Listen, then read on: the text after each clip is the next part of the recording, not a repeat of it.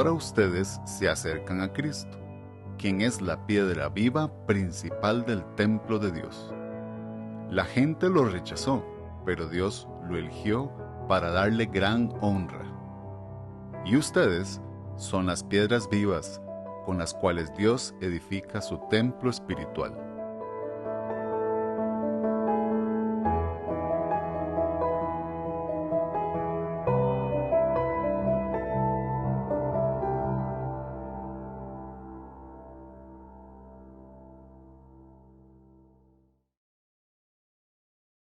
Muy bien, buenas noches a todos. Gracias por cantarme. A las 5 me cantaron. No me deja dar vergüenza, pero les agradezco que de la celebración. Nací en el 77, así que han sido 45 años que Dios ha sido fiel para conmigo y mi familia.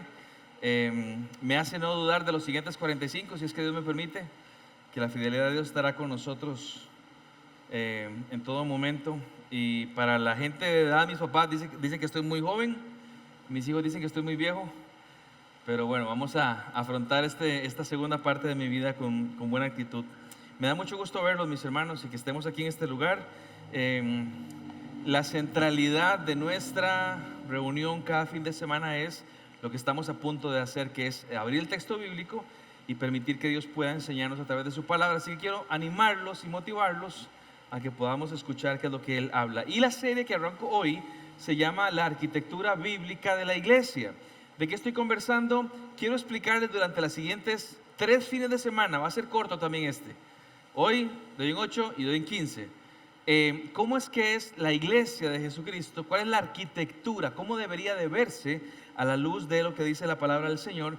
Y si alguien vio en el video estaba en Pedro, capítulo 2, del 4 al 5. ¿Me ayudas, Jonah, para ponerlo?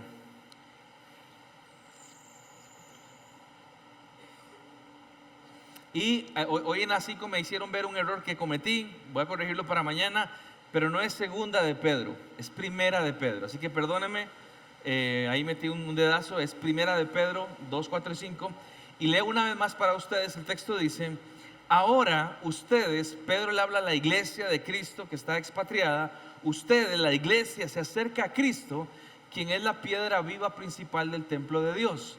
Nada más les cuento que esta piedra viva es conocida también como la piedra angular, y dentro de la arquitectura antigua, siempre antes de arrancar un edificio, buscaban un lugar donde estuviera la parte más sólida, más firme, más robusto, y ahí ponían una piedra, literalmente una piedra, y sobre esa piedra empezaban a construir todo lo demás. De tal manera que si esa piedra fallaba o algo así, la estructura se veía comprometida.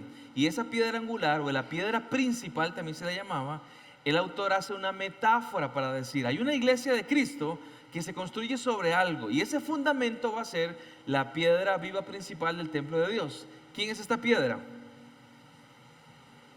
A ver si me ayudan. Está lloviendo, tienen que hablarme más fuerte.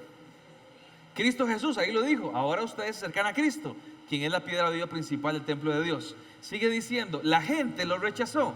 Esto hace mención a lo que hablaría, o lo que habló Juan cuando dijo: Jesús vino a los suyos, a los judíos, y los suyos no le recibieron, lo rechazaron, ¿sí? Lo rechazó, pero Dios lo eligió para darle a él, a Jesús, gran honra.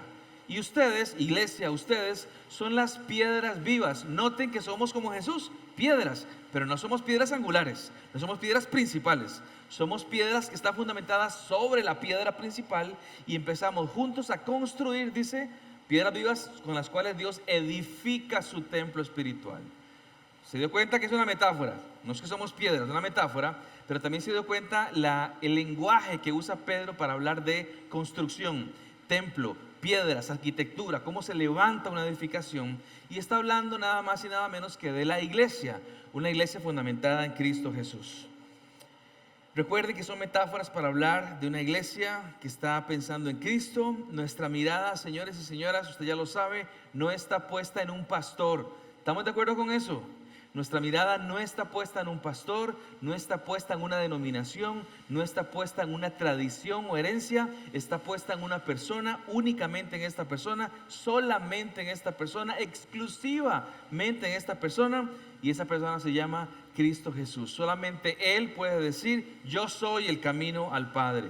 Yo soy, nadie viene al Padre si no es por mí, únicamente Cristo Jesús. Por eso, aunque digamos, somos evangélicos, sí, pero me gusta decir somos cristianos, porque la palabra cristiano me recuerda en qué se fundamenta nuestra fe, en Cristo Jesús. Así que entendiendo esto vamos a hablar de la iglesia, y es importante porque a muchos de nosotros nos es relativamente sencillo describir o definir cómo es la iglesia, pero lo triste dentro del pueblo de Dios es que cuando vamos a la práctica, no siempre practicamos de acuerdo a la definición que tuvimos. Y es importante que nuestro hablar esté de la mano con nuestro caminar, que lo que decimos lo practicamos. Eso se llama coherencia. Lo que yo digo, lo vivo. Y si la iglesia es esto, yo vivo esto porque soy parte de la iglesia. Así que empiezo con preguntas obvias, creo que son obvias, pero que son importantes. Y las primeras preguntas son estas: ¿somos verdaderos creyentes? ¿Somos nacidos de nuevo? ¿Somos cristianos de verdad? ¿Con la fe puesta en Cristo Jesús? Esteban, hay 4 preguntas, en realidad nada más hay una, dicha de 4 formas diferentes. Es interesante que hay gente que me dice, ¿quiénes de aquí son evangélicos? 80. ¿Y quiénes son cristianos? 62. ¿Y quiénes son fieles seguidores de Cristo Jesús? 14. ¿Y quiénes son discípulos de 12? Mis hermanos, es la misma pregunta. Es la misma. Si usted es un cristiano, su vida se fundamenta en Cristo Jesús, seguidor de Cristo Jesús. Por eso entendemos que hay un error en semántica en decir vamos a la iglesia, lo entendemos. Cuando deberíamos decir somos la iglesia, porque somos personas nacidas de nuevo, creyentes, cristianos de verdad, con la fe puesta en Cristo Jesús. Entonces, ¿por qué es importante responder esta pregunta? Porque si esta pregunta se responde como debe responderse, la siguiente debiera ser fácil también. Si somos creyentes, ¿cuál es el fundamento de nuestras vidas? Cristo Jesús. ¿Y cuál es la guía de nuestras vidas?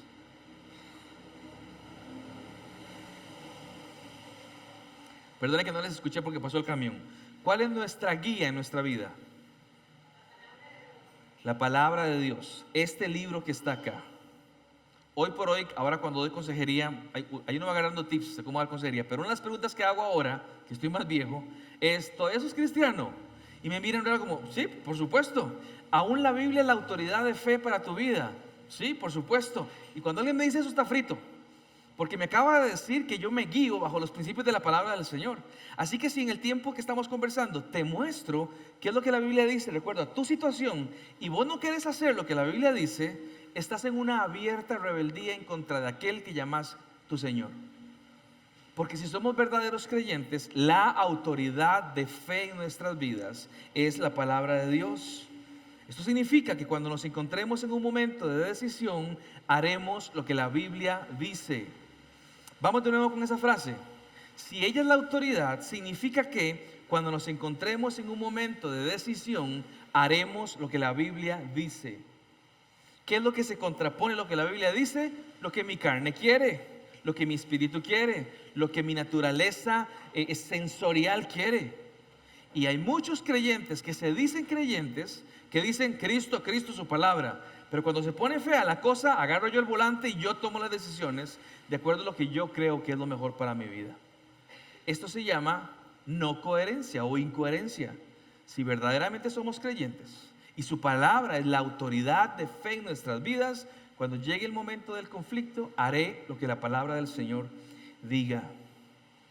Repito, si entendemos el consejo bíblico y decidimos no seguirlo, estamos en una rebeldía abierta en contra de Dios. Y yo hago la pregunta al aire, ¿por qué alguien quisiera estar en rebeldía abierta con Dios? Es una pregunta para que consideremos. Bueno, no quiero empezar regañando a nadie, simplemente les quiero pedir que revisemos lo que decimos contra lo que hacemos. Y entonces sí, hablemos de la iglesia. Vamos a hablar de la iglesia, la arquitectura bíblica de la iglesia. ¿Cómo es la iglesia? ¿Cómo se construye? ¿Qué hace? Y aún qué no hace. Así que empecemos rapidísimo definiendo qué no es la iglesia. Ya les he dicho 1000 veces esto, pero lo digo una última vez. La iglesia no es concreto, no es cemento, no son láminas de zinc, no son perlin de acero, no es ¿cómo se llama estos cuadritos de colores? Baldosas de 1960. No, esto no es la iglesia. Son las 7:50 mi reloj. A las 9 de la noche en este lugar no se le puede llamar iglesia, porque la gente se fue. Mientras estemos nosotros aquí, entendemos por qué. Porque finalmente entendemos que la iglesia es gente. La iglesia está compuesta por gente. Yo sé que le llamamos al templo, le llamamos iglesia, pero que nadie se confunda. Por eso es de que tenemos que aprender a dejar de decir vamos a la iglesia y debiéramos decir vamos con la iglesia. ¿A dónde? ¿De dónde nos reunimos siempre? Ahí por el ex Banco Crédito 100 metros al sur. Pero no es que voy a la iglesia, voy con la iglesia, que son ustedes y soy yo. Ahora, si la iglesia de gente, yo pregunto, ¿cualquier gente? No, no es cualquier gente. Si yo voy a un estadio de fútbol, yo no digo, aquí estamos la iglesia. No. Si voy a un concierto de clásico, aquí está la iglesia. No. ¿Por qué si decimos que aquí está la iglesia? Bueno, porque hay un tipo de gente, y quiero explicar brevemente eso. Es únicamente la gente que ha recibido el perdón de Dios, la gente que un día reconoció su condición de pecadores y pidió misericordia a Dios, gente que se arrepintió del pecado y clavó su mirada en Jesucristo. Esa gente nos hace mejores que los que no han hecho esto. La respuesta es no, no me hace mejor. Soy igual de pecador, pero tengo una condición diferente. Soy salvado o he sido salvado. Cuando pensamos en una persona no cristiana y una sí cristiana y decimos, ¿quién vale más? Valemos lo mismo. Somos creación de Dios, creados ambos a imagen del Señor. Pero uno ha reconocido su condición, ha pedido perdón y ahora tiene un estatus o una posición diferente en Cristo porque tenemos salvación. El otro no. El otro sería un precreyente, alguien que todavía le hace falta dar ese paso en el Señor. Inclusive he explicado que la palabra iglesia viene de una palabra griega, que es la palabra eclesía, y eclesía significa literalmente la asamblea o la congregación. Nunca en la historia, nunca se entendió iglesia como un templo. Siempre se entendió como comunidad, congregación, asamblea, de una gente en particular. ¿Qué gente? Gente que ha confiado su vida a Jesucristo y que se ha arrepentido de sus pecados. Por lo tanto, la pregunta obligada es, ¿sos parte de la iglesia? ¿Sos la iglesia? ¿O sos un simpatizante de la iglesia? Yo voy porque en ese lugar hablan de un mensaje positivo. Bueno, si es eso, dígame para dejar de dar mensajes positivos. Pues no es mensaje positivo, es mensaje bíblico lo que yo quiero entregarles a ustedes. Voy porque ahí cuando oran me animan y el ambiente está muy... Ese no es el punto. El punto es si somos personas que han nacido de nuevo, si somos verdaderamente gente de iglesia. Entonces cuando pensamos en esto tenemos que hablar de una misión. Es imposible no pensar en una misión. Y los versículos más claros que se dan en este tema se dan en el Nuevo Testamento. ¿Por qué? Porque en el Antiguo la iglesia no existía. Existió hasta el Nuevo Testamento. Y ahí se habla muy claro de lo que es la misión de la iglesia. Y rápidamente nada más hago una diferenciación cuando Dios en su palabra da instrucciones para la persona y el carácter y la santidad de la persona, y cuando da instrucciones para la iglesia del Señor. Por ejemplo, cuando Hebreos dice no dejen de congregarse como algunos tienen por costumbre, ¿eso para quién es? Para la asamblea. Señores, no dejen de congregarse, regularmente estén haciendo. Cuando Hechos explica lo que una iglesia hace, se reunían juntos y partían el pan juntos y perseveraban en la doctrina juntos. Bueno, eso es para la iglesia. Pero cuando Pablo en Efesios 5, por ejemplo, habla de maridos, hagan esto, está hablando no de la iglesia, está hablando de mi persona como esposo. Y me dice que debo hacer como esposo y le dice a ella que debe hacer como esposa.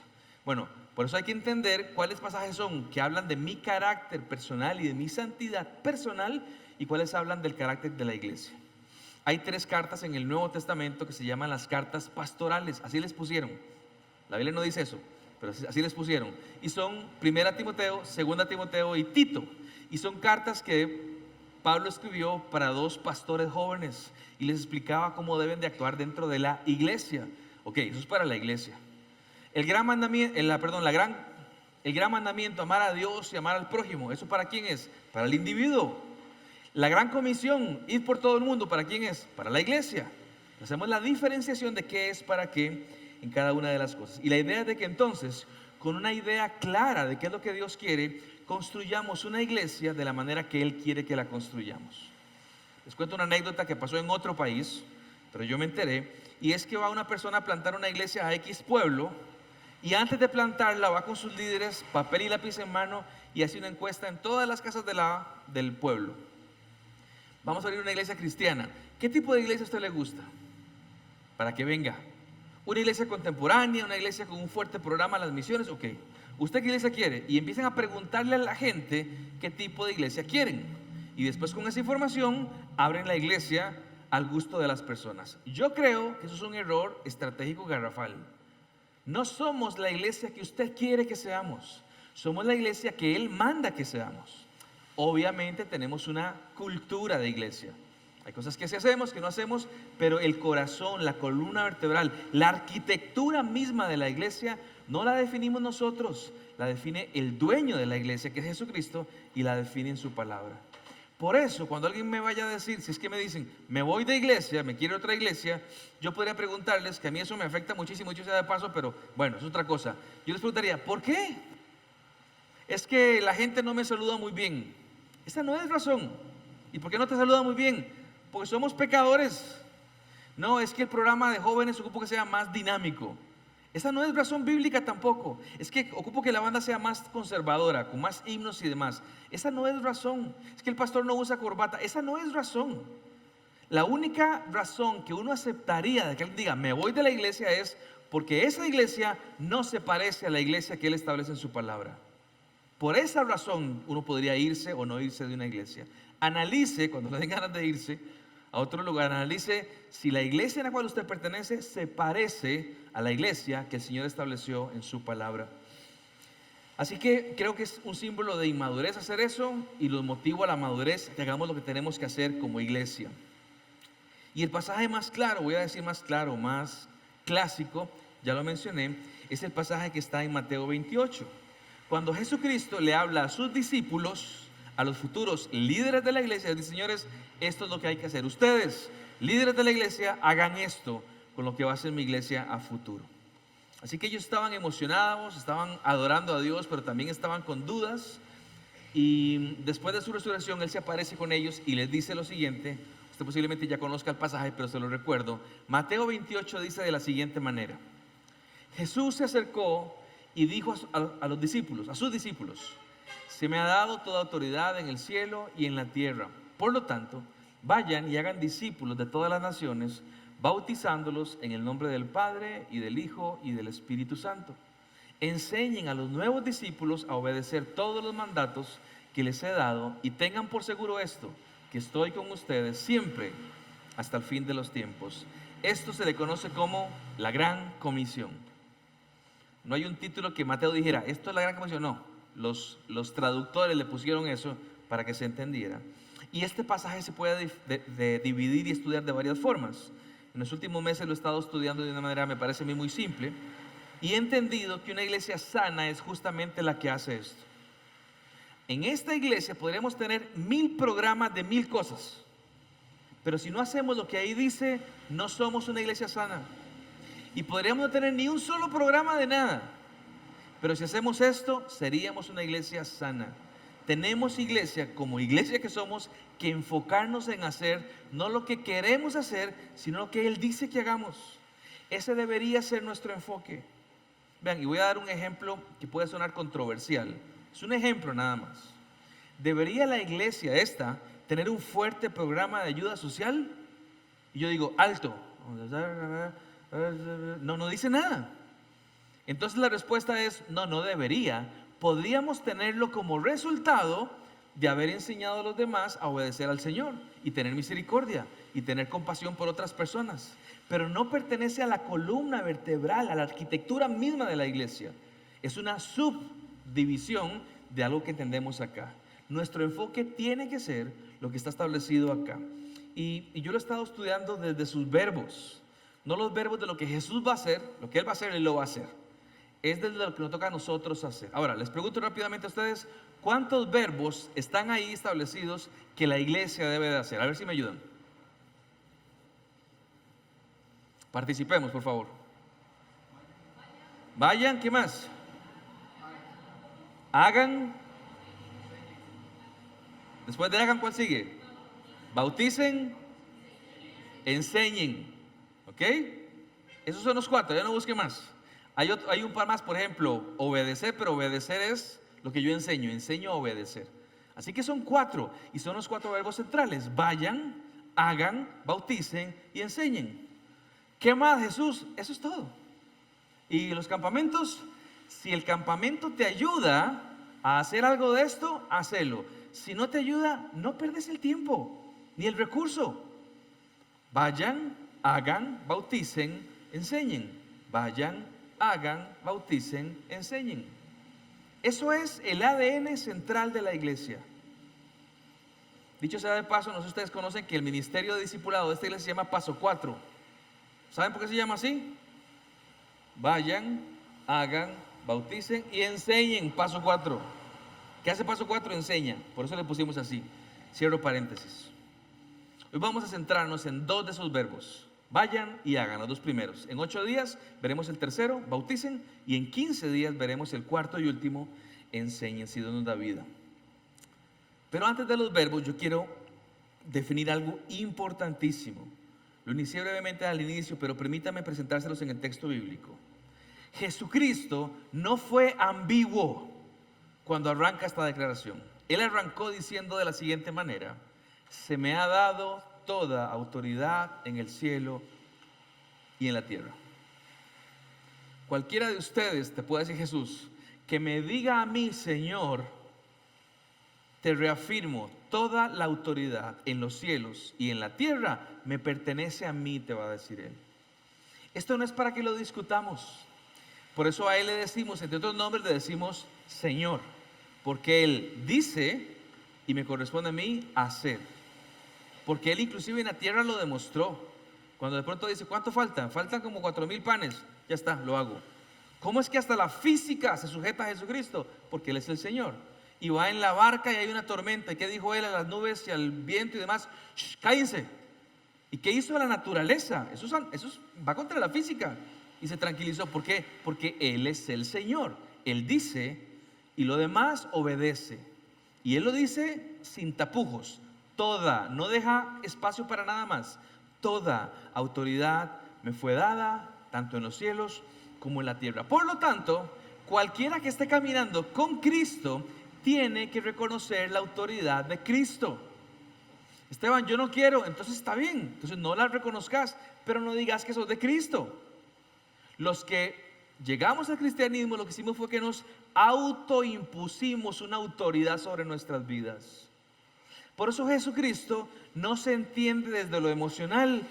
Hay una parte emotiva, pero no es desde lo emocional. No es como que de pronto ponete musiquita de fondo, bájame las luces, poneme humo acá para que la gente conozca. No, inclusive Él cuando hablaba de seguirlo, Él dijo, un momento, paren, siéntese, planifique a ver si tiene lo suficiente para seguirme a mí. Ese es el costo del discipulado. Si no puede, ni me siga. Él lo hizo muy pensado. Piensen si me van a seguir, porque seguirme a mí implica el reconocimiento de que yo soy la autoridad tanto en los cielos como en la tierra, y como todos vivimos en esta tierra, Jesucristo debe ser la autoridad absoluta para nuestras vidas. El que no quiera la autoridad de Cristo Jesús tiene derecho a no tenerla, pero no digamos que somos cristianos o que estamos en Cristo. Estamos lejos de Cristo. Sí les cuento que según Romanos capítulo 8 no hay condenación para el que está en Cristo Jesús. Pero pero el que no está en Cristo Jesús, evidentemente sí recibe condenación. Así que el cristianismo para mí también es muy racional, muy inteligente. Por supuesto, si yo entiendo que hay un Dios, que lo hemos ofendido, que Él está irado contra el pecado, que va a hacer justicia, lo racional es decir, yo no quiero pasar por eso.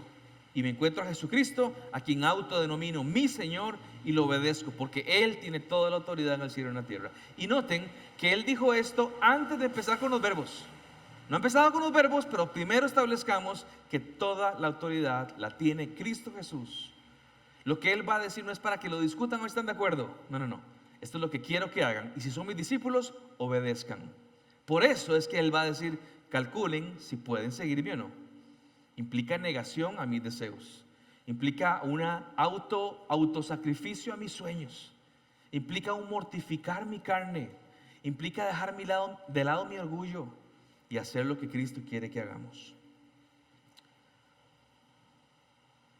Esta era la autoridad que tenían los amos sobre los esclavos, y es la autoridad que Dios tiene sobre su creación y sobre su iglesia.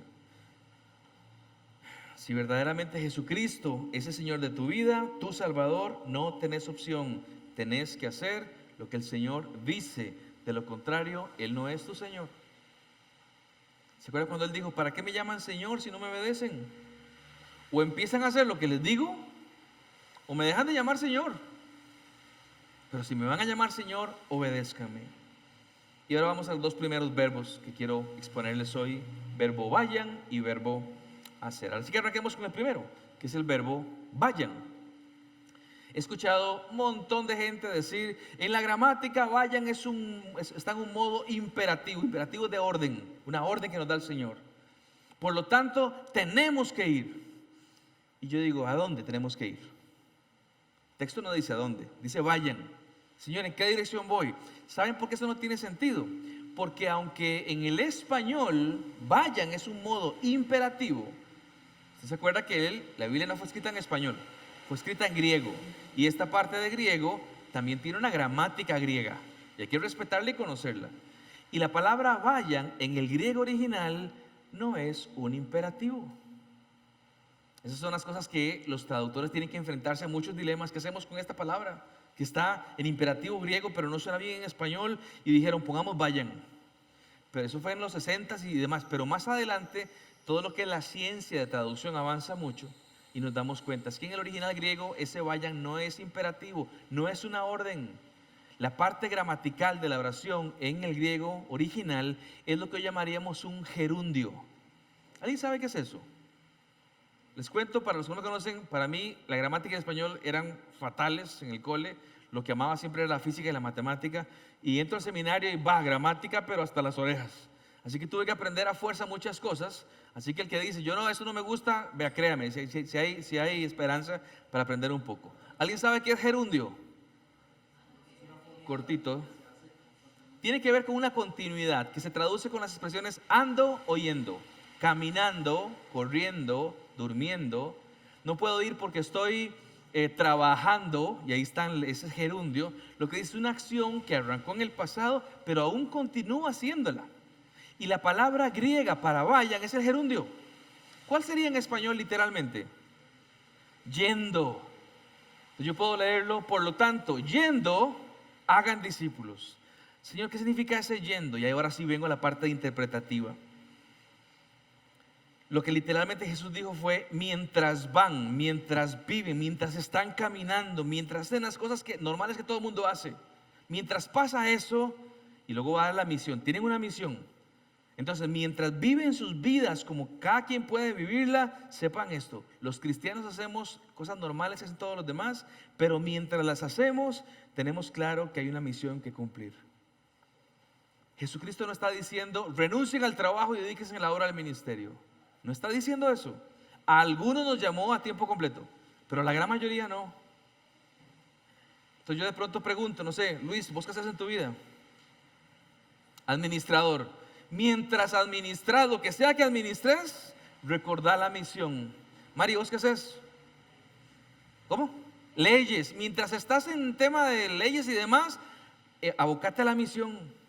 Mientras estás vendiendo en el mercado, recordá la misión. Mientras estás en casa como ama de casa, acordate de la misión. Mientras negocias, acordate de la misión. Hagan lo que ustedes hacen.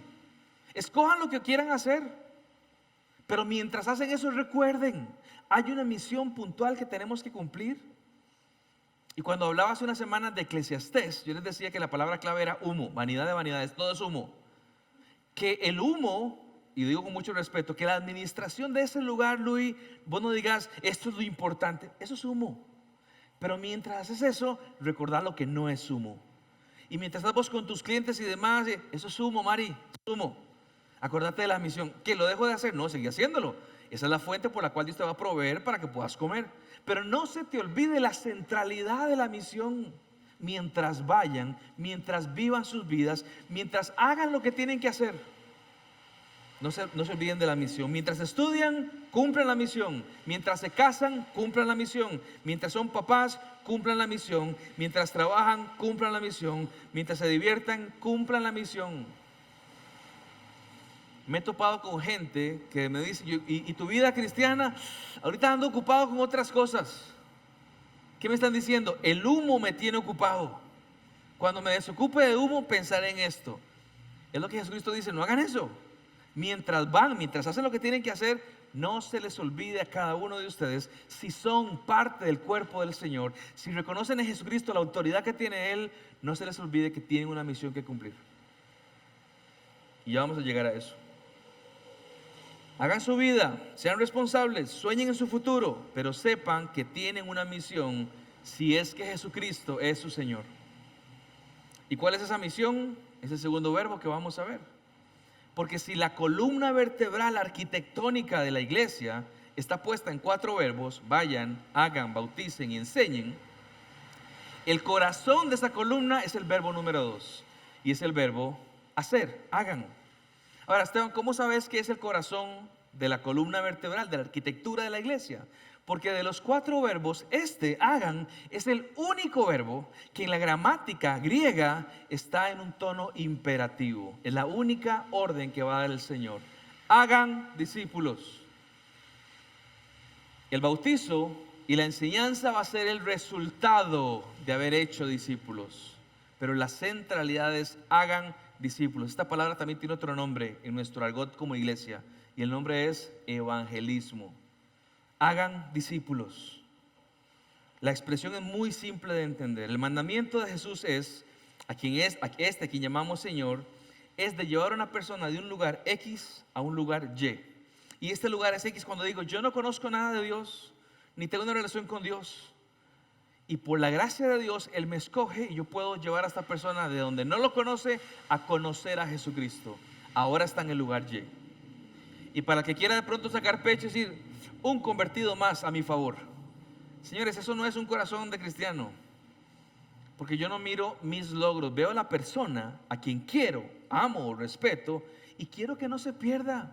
Quiero que tenga la esperanza que tengo yo y que un día estemos juntos en el cielo, esperanzados. Eso es lo que busca. El evangelismo tiene que ver con la misericordia. Hay algo que ha transformado mi vida, que me ha cambiado profundamente en términos eternos, de dentro hacia afuera, y quiero compartirlo con vos. Es una buena noticia que quiero compartirla con vos. Mi intención no es convertirte, mi intención no es que vengas a mi iglesia, eso no es lo que me interesa que conozcas a Cristo Jesús y que esperanza venga a tu vida. Ese es el corazón del evangelismo. Increíble que Dios puede usar a una persona como vos y yo, que somos pecadores, que somos insuficientes, para llevar a otra persona del lugar X al lugar Y, de donde no conoce a Cristo a cuando conoce a Cristo. Y les cuento que mi experiencia, por ejemplo, en la consejería es esa. Alguien viene con un problema particular y trato de ser compasivo con las personas, pero mi mente no es cómo resolver el problema, es cómo te acercamos a Jesucristo. Él te da fortaleza, Él te da un pensamiento de cómo lidiar con tu problema. Pero el tema es cómo te presento a Jesucristo. Ese es el corazón que hay que tener con los demás cuando no conocen al Señor. Por eso hablamos de evangelismo. ¿Qué es evangelismo? Evangelismo es decirles a otros qué es lo que creemos referente a Jesús y a la eternidad. Y motivarlos a que puedan tomar una decisión por Cristo. Una vez una persona me decía, Esteban, yo evangelizo portándome súper bien, con un buen testimonio, que la gente mire mi vida y conozca a Cristo.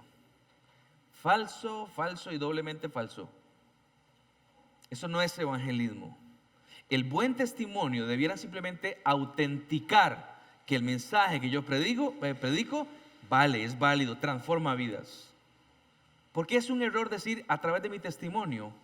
Porque el evangelismo no está centrado en mi vida, está centrado en la de Cristo Jesús.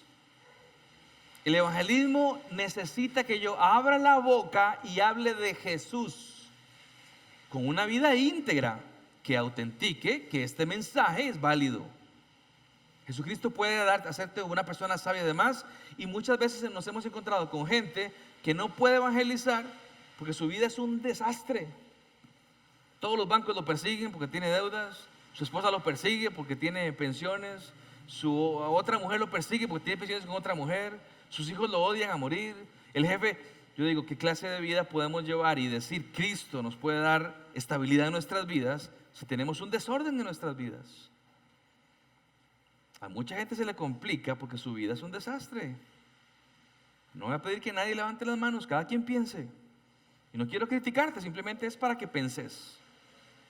Una buena una buena, iba a decir portada, una buena fachada cuando yo voy con el evangelismo es: lo que yo predico funciona. Dios me puede hacer un hombre sabio, puedo tomar mejores decisiones, puedo honrar a mi país, puedo honrar a mi familia, puedo honrar a mis hijos, y quiero presentarte que hace posible todo eso porque Él piensa en términos eternos. No es salvación del divorcio, no lo que predicamos, no es salvación del dinero, no es salvación de deudas, no es salvación ni siquiera de la salud. Estamos hablando de palabras mayores, salvación del alma. Así que en el alma, el hecho de que yo me porte bien no transforma tu alma. Debo de presentarte a Cristo Jesús, y justamente lo que Él hizo. Por eso Pablo, cuando le hablaba a Tito, este pastor, le recordaba lo siguiente: Tito, en otro tiempo ustedes eran necios, desobedientes. ¿Te acordás, Tito? El lío que llevaban de vida. Estábamos descarriados, éramos esclavos de todo género de pasiones y placeres. Vivíamos en la malicia y en la envidia. Éramos detestables, nos odiábamos unos a otros. Esta es la vida que llevábamos antes, Tito, ¿te acordás? Yo me acuerdo. ¿Vos también, Tito? Yo me acuerdo, Pablo. Pero algo pasó en el camino. Y él te va a decir: pero cuando se manifestaron la bondad y el amor de Dios, nuestro Salvador, Él nos salvó. No por nuestras propias obras de justicia, porque no teníamos, éramos malos, sino por su misericordia.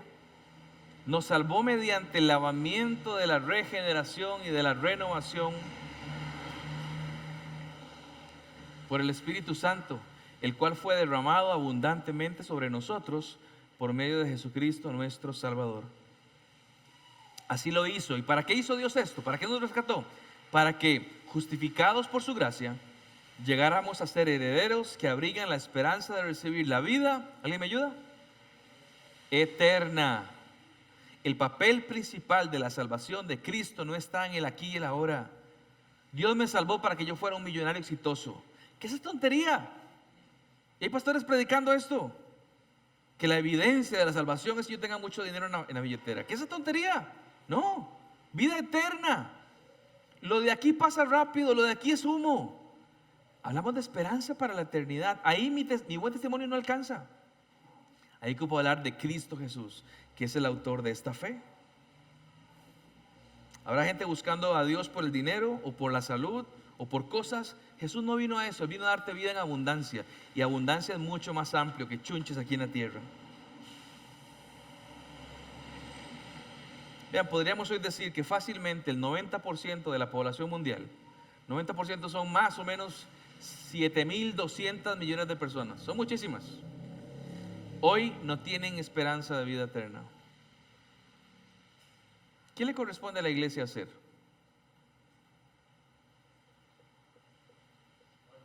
Vamos, está fácil. Mientras van, hagan discípulos, señores. Jesucristo nos recordaba, vean, la mies es muchísima. Hay mucho trabajo por hacer. Y los obreros, solamente 4. Él dijo, son pocos. Oren a Dios, el Señor de la mies, para que haya más obreros. Yo le pido a Dios, con todo mi corazón: Dios, levanta en la iglesia gente que entienda, que no ocupa un doctorado en teología para poder evangelizar. Que sepan que cada quien tiene la responsabilidad de abrir su boca con una vida íntegra a hablar de Cristo Jesús. ¿Por qué la gente no habla de Cristo Jesús? ¿Alguien sabe? Cualquier cosa que me digan va a ser algo del sentimiento, del tema sensual, de lo que siento. Me da vergüenza, no sé muy bien qué decir, me da pena, me van a rechazar, me van a decir pandereta. Dame algo racional. Y no vas a encontrar, si sos verdaderamente un cristiano, no vas a encontrar. Nos compete contar de esta esperanza, explicar esta esperanza, hacer discípulos. Esteban, ¿y si le cuento a alguien y no acepta el mensaje? ¿Qué hacemos? ¿Nos sentamos a llorar y no seguimos más? No, no quiso, está bien, pero ahora te lo voy a contar a vos. Dale, pandereta, no quiero nada con vos. Está bien, yo lo hacía por amor a vos, pero está bien, ahora voy con vos. Y no piensen que de 10 pegamos 10, eso no es así. La Biblia no habla de estadísticas, pero te puedo decir, de 10 vas a pegar 1 o 2. ¿Valió la pena, Esteban? Por supuesto, es una persona valiosa, es un alma del Señor. Por supuesto que vale la pena. Esteban, es que me han rechazado demasiadas personas. Ah, ¿te parece mucho a Jesús entonces? que ellos lo rechazaron también. Debería ser más bien un tema de orgullo, de decir, aquí tengo un mensaje transformador que el mundo no quiere escuchar, pero se lo doy por amor, porque creo que es importante para que tengas esperanza, y me dijeron que no. Está bien, y sigo haciéndolo, y sigo haciéndolo, y sigo haciéndolo. Saben que cuando a Jesucristo le preguntaron cuál es el principal mandamiento, es el gran mandamiento, ¿saben qué dijo él? Maestro, ¿cuál es el principal mandamiento de todos? Y Jesús dijo, el más importante es, ama al Señor con todo tu corazón, y el segundo es, ama a tu prójimo como a ti mismo. No hay otro mandamiento más importante que estos. Ama a Dios y ama al otro. ¿No les parece que faltó uno? Ama a Dios, ama al otro y amate a ti mismo. No dice, es ama a Dios y ama al otro. ¿Cómo se ama a Dios? La Biblia también dice, ¿cómo? El que me ama, guarda mis mandamientos. El que me ama, me obedece. Dios, cuando te obedezco y hago discípulos, te demuestro amor, me demuestras amor. Principal mandamiento. Y cuando voy con el prójimo, con el otro, y le muestro el evangelio de Cristo por misericordia y compasión, ¿qué estoy demostrando? Amor. Hacer el evangelismo, cumplir la gran comisión, es cumplir el gran mandamiento. Cuando cumplís la gran comisión, cumplís el gran mandamiento. Porque mi intención de predicarle a alguien de Cristo no es decir, ¿qué carga que soy yo? Ya llevo 8 para la gloria del Señor, pero fui yo. Y en mi vida en total ya llevo 64 convertidos para la gloria de Dios, pero fui yo. Ese no es el punto. ¿Cuántos has convertido? Preguntaban antes en las iglesias. Yo ninguno. No tengo tanto poder, yo no convierto a nadie. Yo le presento el evangelio a alguien. Y esta persona decidirá si quiere o no quiere. Pero por amor a Dios y por amor al prójimo, yo hago lo que Cristo me dice que ama. De que haga, perdón. Te tiro una pregunta complicada. ¿Cuándo fue la última vez que le expusiste el evangelio a alguien más?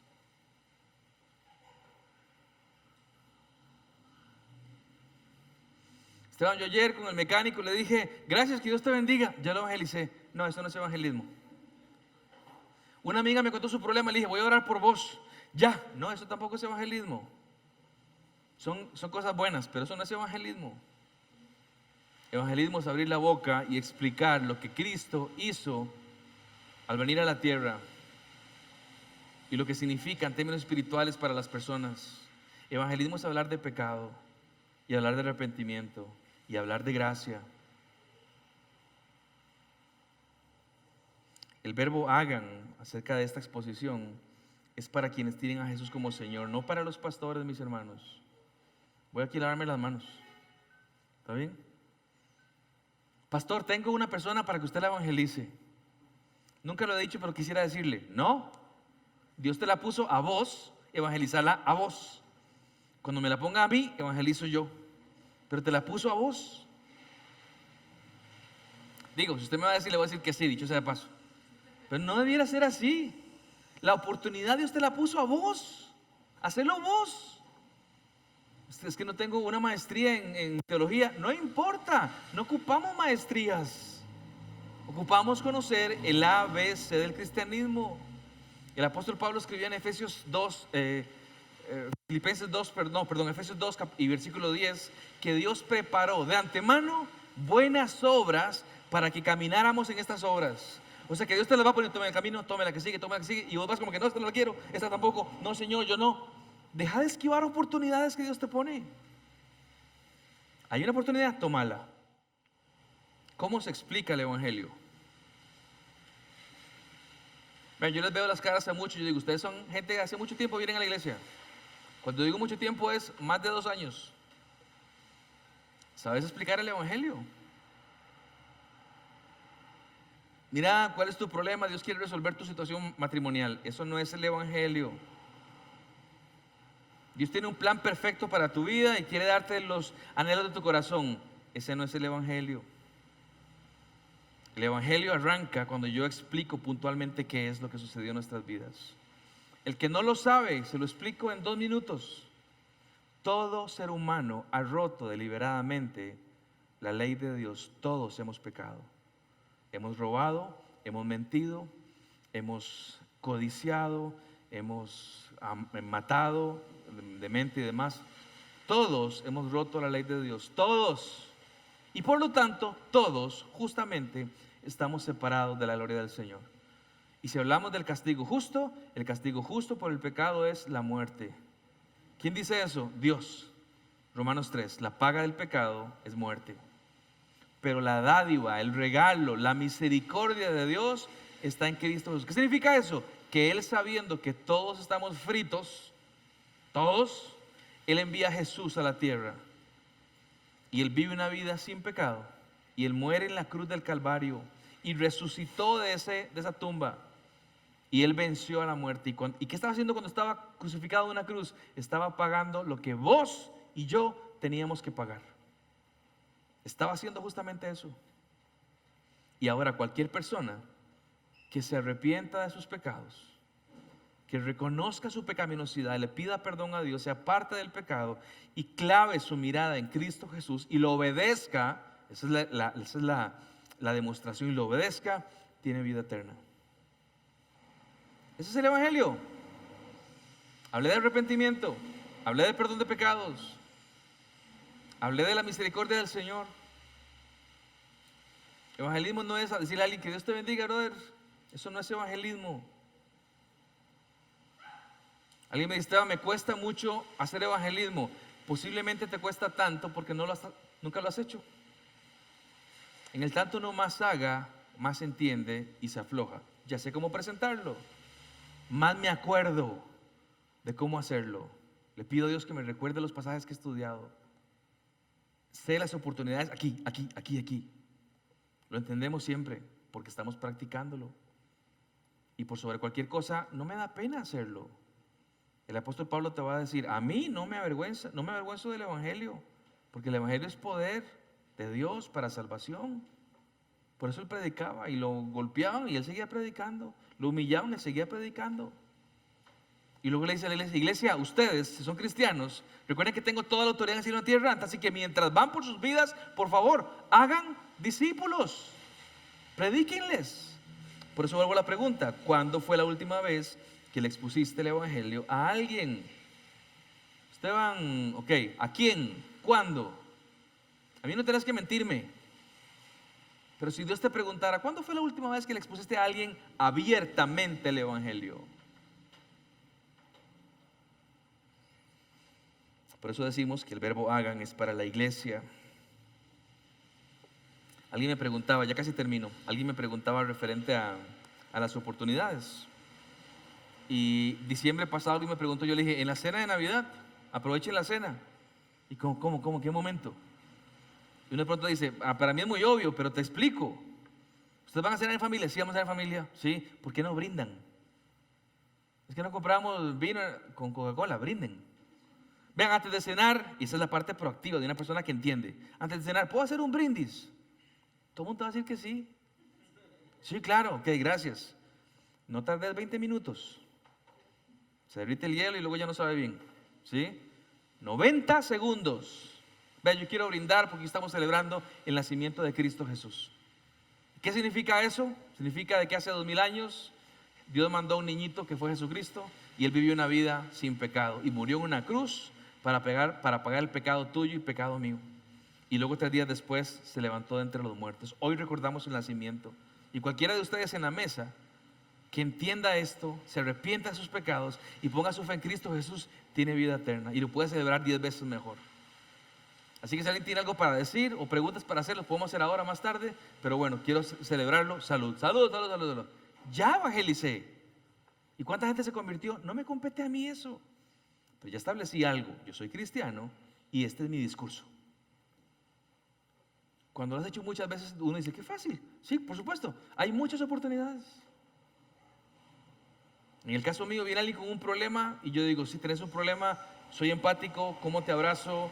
Pero inmediatamente, pero vos sabes a dónde encontramos esperanza. Hoy en la mañana, cuando estaba en este funeral, hablé en Eclesiastés y termino en Salmo 23. Y hablé acerca del valle de sombra de muerte, cómo Él está con nosotros, pero para los que están en Cristo Jesús. Así que permítame decirles una última cosita. ¿Cómo se puede estar en Cristo Jesús? Mensaje del Evangelio. Las oportunidades las tenemos todo el tiempo, a toda hora, en todo lugar. Hay que saber tomarlas y cumplir esto. ¿Es difícil meter el tema? Sí, si nunca lo has hecho. O sí, si tienes una vida desordenada. Y realmente la palabra no ha hecho ningún efecto en vos. Pero si lo vivís y lo practicás, y lo practicás, y lo practicás, vas a darte cuenta que del tema se puede hablar siempre. Siempre. Todo esto porque un día, aquel a quien llamamos Señor y Dios, dijo: tengo toda la autoridad en los cielos y en la tierra. Por lo tanto, mientras van, hagan discípulos. ¿Cómo saldrías hoy calificado? Solo bajo el ir y hacer discípulos. ¿Le faltan 2 verbos más? Señor, estoy cumpliendo la labor que me diste que hiciese. Estoy cumpliéndola, Señor. El día es que no me sale muy bien, pero sigo adelante, la estoy cumpliendo. La iglesia crece cuando todos nos damos cuenta de lo que tenemos que hacer y lo hacemos. Porque si sabemos lo que tenemos que hacer y no lo hacemos, estamos en abierta rebeldía en contra de nuestro Señor. Así que yo quiero animarlos a que usted pueda hacer una especie de reflexión. No sé cuánto esto que hemos conversado les da algo para pensar. Les pido que no estén tan distraídos con tanto humo que se les olvidó que el humo simplemente era algo para que me ayude a hacer la misión. Pero lo importante es la misión. Que a la luz de esto el Señor pueda establecer en Cartago un montón de evangelistas que digan: yo tengo una misión y voy a cumplirla cada vez que pueda. Voy a honrar a mi Señor, porque haciendo la gran comisión también cumplo el gran mandamiento. Amo a Dios porque lo obedezco y amo al prójimo porque le entrego lo que es más precioso en mi vida: el mensaje de la gracia del Evangelio de Cristo Jesús. Entonces quiero terminar orando, pero no voy a orar por todos, voy a orar únicamente por la gente que se ponga en pie. Ahora no se ponga en pie todavía, déjenme le explico. Yo sé que está el tema de la presión de grupo, no se deje presionar. Yo quisiera pedirle a Dios que Él nos dé oportunidades para evangelizar y que tengamos los pantalones o las enaguas para tomar las oportunidades y dejar de lado nuestro sentimiento y hacer lo que Él quiere. Así que Él te va a poner oportunidades. Y la Biblia establece en Eclesiastés que cuando hagas promesa a Dios, no tardes en cumplirla, porque Él no se complace de los insensatos. Es mejor no prometer a prometer y no cumplir. Así que si alguien quiere junto conmigo decir: Dios, dame oportunidades, por favor, usted da claridad en mi mente de cómo presentar simple el Evangelio de Cristo Jesús. Quiero practicarlo para hacerlo cada vez más, para que se convierta en mi estilo de vida. Y si me tachan del religioso en el grupo de WhatsApp, que te tachen, no hay problema. Y si ahora mis amigos me empiezan a decir pandereta, lleva la insignia con orgullo. Sí, soy cristiano. Soy cristiano. Date un espacio diferente en tu grupo, en tu colectivo. Así que el que quiera que ore por usted, simplemente póngase en pie. Voy a orar en 5 segundos y póngase de pie y vamos a pedirle al Señor por esto. Señor, te doy gracias en esta noche, Señor, y quisiera que tú miraras a mis hermanos que están de pie. Señor, ayúdanos a entender lo que es central, fundamental en nuestras vidas. Que tu palabra, si somos verdaderamente cristianos, tiene que hacer un efecto en nuestras vidas. Que somos gente más sabia porque la hemos estudiado. Que somos gente más temerosa de ti, más compasiva con los demás, de más misericordia. Aún lidiamos con el pecado, pero estamos en el proceso de crecer, Jesús. Y entonces con una vida, Señor, que intenta siempre honrarte a ti, es que podemos llegar con el evangelismo y hablar de esperanza para las demás personas. Señor, te estamos pidiendo en esta noche que tú nos des oportunidades. O tal vez que abras nuestros ojos a las cientos que ya nos diste y no las hemos visto. Ayúdanos a ser claros y específicos